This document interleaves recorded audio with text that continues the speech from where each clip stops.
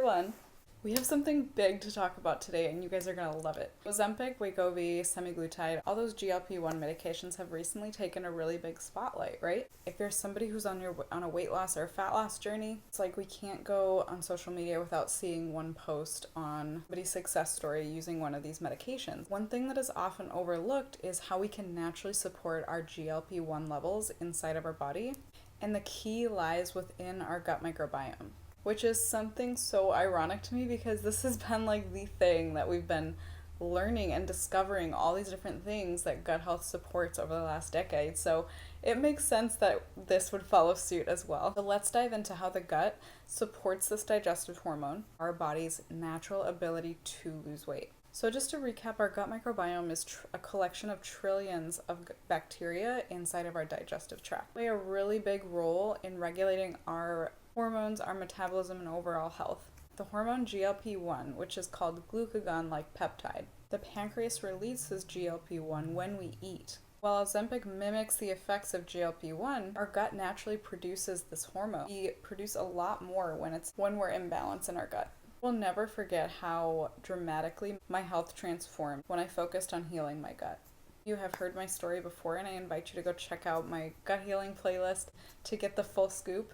For you that are new, I was a binge eater, I'm an ex-yo-yo dieter, and I was struggling for about 10 years with this eating disorder, and I couldn't get better. And I took therapy sessions. I kind of had to stop therapy twice because it became so expensive. And after a while, I was so frustrated and had gained so much weight, and I just didn't know what to do. I was at the end of my rope, as you can imagine. So I asked God, I said, hey, Lord, help me find my solution. I can't do this anymore. And he really came through for me. He guided me to gut healing and taking care of my gut microbiome. So what happened next was I recovered from pre-diabetes. I was actually pre-diabetic as a result of my eating patterns, the addiction that I had to this food. I was able to lose 30 pounds, which in a way it felt really effortless because my body became healthy and it wanted to release the weight. It was just so inflamed and overburdened with all of these signals firing and an imbalance of hormones that it couldn't release the weight in that environment. I have a personal level of excitement, a little bit biased in a good way, because my personal experience colors in why this made such a difference in my appetite and my ability to lose weight. It's like all the dots are connecting, and it's creating such a beautiful picture. Because of the fact that I recovered so rapidly, I firmly believe that the restoration of my gut health and the improvement of my hormones, GLP-1 included, is one of the big reasons why I was able to recover from my eating disorder. It's really important that we remember that a healthy gut isn't just about digestion. Yes, really, that's one of the key factors. It's about creating an internal environment where we can naturally regulate our weight, reduce the inflammation that we're encountering, and a healthier metabolism. So through healing your gut, you're going to empower your body to work with you and not against you. Let's talk about what GLP-1 does for us before we go any further. It helps increase our insulin secretion, which helps regulate our blood sugar levels. It also reduces our appetite. It sends signals to our brain to prevent us from overeating. It slows our digestion down, keeping us full for longer, allowing us to feel satisfied, and promotes a stable blood sugar level. It utilizes glucagon levels, which is another hormone released by our body. It helps reduce the release of it, which would spike blood sugar. A few reasons why we can be deficient or not have enough GLP-1. Diabetes type 2, obesity, medications such as antipsychotics, having inflammatory bowel disease, or issues with our nutrient absorption, often known as malabsorptive diseases. And what our gut bugs do to help promote this GLP-1 secretion is generating these things called short-chain fatty acids. And this is the byproducts that when we eat prebiotic fibers and when we take care of our gut microbes are hard at work, and they put out compounds that help heal our system and tell our system what to do.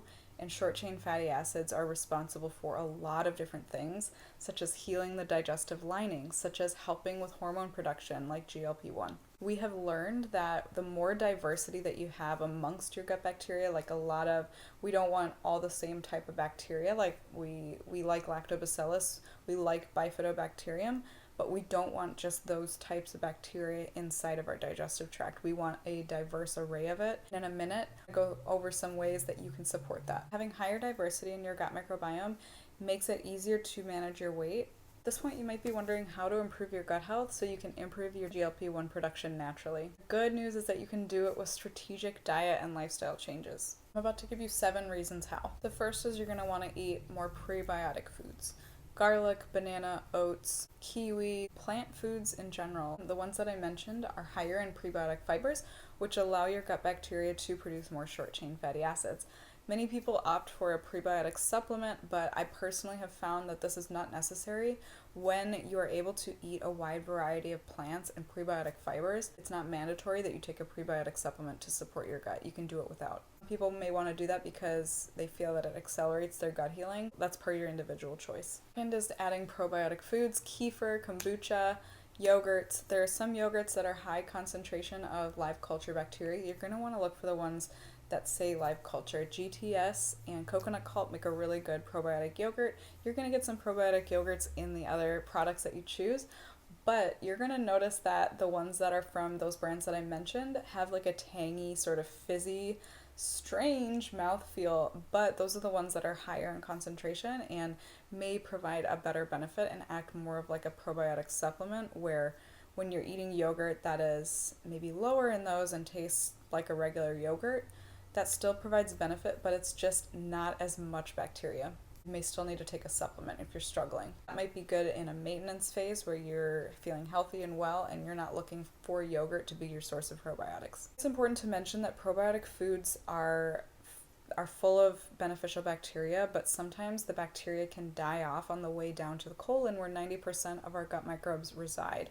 And so what comes in next to help solve that problem is taking a spore-based probiotic, and that can help make sure the bacteria actually last all the way down through that harsh environment where the stomach acid is sloshing around and may kill it off. You can make sure that more of that bacteria actually are delivered to the colon where they're supposed to be, where they can make the most benefit for you. I actually created a course to help you heal your gut and take the guesswork out. This is a self-paced course perfect for those who want to achieve those lasting results, heal their gut, reduce bloating, tone up, and lose 10 plus pounds. And this works even if you struggle with PCOS, slow metabolism, hypothyroidism, or if you have IBS. I've been dealing with bloating for so long. This is the exact method that helped me lose 36 pounds and keep it off, and now it's helping other people do the same. I invite you to check that course out in the description box below. Number 3 is increasing your fiber intake. Soluble fiber from those fruits, vegetables, and legumes, they support your gut by feeding your gut bacteria and helping to produce short-chain fatty acids. In addition to the prebiotic benefits, fiber-rich foods help stabilize your blood sugar,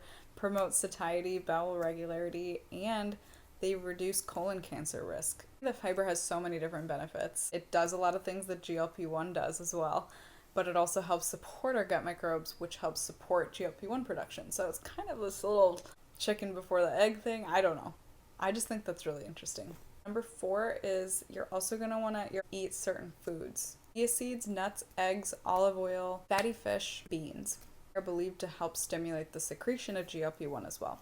Number 5 is avoid processed foods. We all know that we're supposed to avoid processed foods at this point, but their impact on gut health should make us concerned. Processed foods can disrupt our gut microbiome and contribute to inflammation, which leads to disrupted hormone signaling within our digestive system, and that includes GLP-1. Number 6 is dialing down the stress. So stress can impact your gut so badly that it can lead to leaky gut, where you're leaking microbes and things that should be staying inside the gut lining out into our systemic circulation and our body into spaces where they shouldn't be, which leads to inflammation, which leads to your gut not really healing itself. So this is something that you want to interrupt and get on top of. Take away responsibilities if you can, reduce the amount of commitments you have. We should not be operating under the pretense that we are superhumans, that we can do it all, especially as women. We were not designed that way. We were designed to have more of a balance and pay attention to our energy levels throughout the month with our cycle. And it's just one of those things that we have gotten so far away from.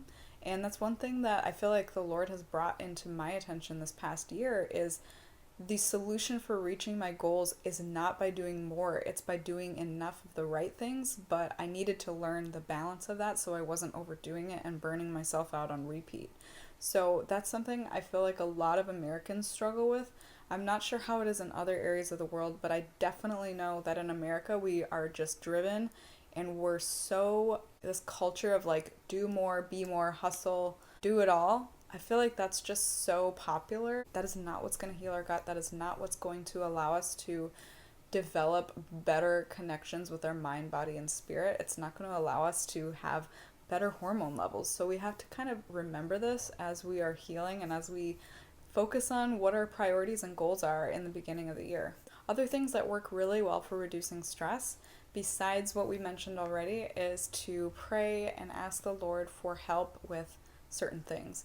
By surrendering to Him and asking Him to take your burdens, you are actively involving the Lord in your situation, and He's going to bring you solutions that last, which will help resolve stressful situations as well. You're also going to want to incorporate diaphragmatic breathing into your routine. So that is where you're sitting there and you're allowing your stomach to expand. You take a deep breath. When your stomach expands, you can feel it expanding. That is your diaphragm expanding as well. So that actually sends signals to our brain that help us calm down and relax our parasympathetic nervous system, which allows the gut to heal more. So do this on a regular basis to reduce stress. I've also discovered that exercise helps improve GLP-1 levels. Exercises such as running or getting your heart rate up into a similar place like maybe running would can help support your GLP-1 levels up to 24 hours after you work out. Finally, number 7 is to incorporate as many different types of plant foods. That diversity in your food palette of the plant foods that you're eating throughout the week, try to get that up as high as you can. Bring diversity into that plate, because the diversity that you're bringing in is going to feed the gut bugs and allow the different types of diversity within that gut microbiome population to proliferate and thrive, and that's what you want. To wrap it all up, yes, Ozempic, semaglutide, those GLP-1 mimicking medications can help you lose weight, but often come with added challenges such as high costs, potential side effects, the risk of dependency on the medicine. Supporting your gut microbiome presents a sustainable, holistic approach to weight loss and improving our digestive hormones. You can support your GLP-1 levels and actually increase them through taking care of your gut and achieve lasting results without relying solely on pharmaceuticals to do the job. And healing your gut isn't just about weight loss. It's about building that long-term foundation of wellness and reducing inflammation, because inflammation is a root of disease, and we want to make sure to address inflammation before it lasts much too long and causes issues in our health long term. I invite you to subscribe if you enjoy holistic and Christian perspectives on health, interested in toning up, losing weight, and healing your gut. You're going to find that all here. Join our Fit and Fearless fam, and we would be so excited to have you join the family. I'll see you in a future video. Take care.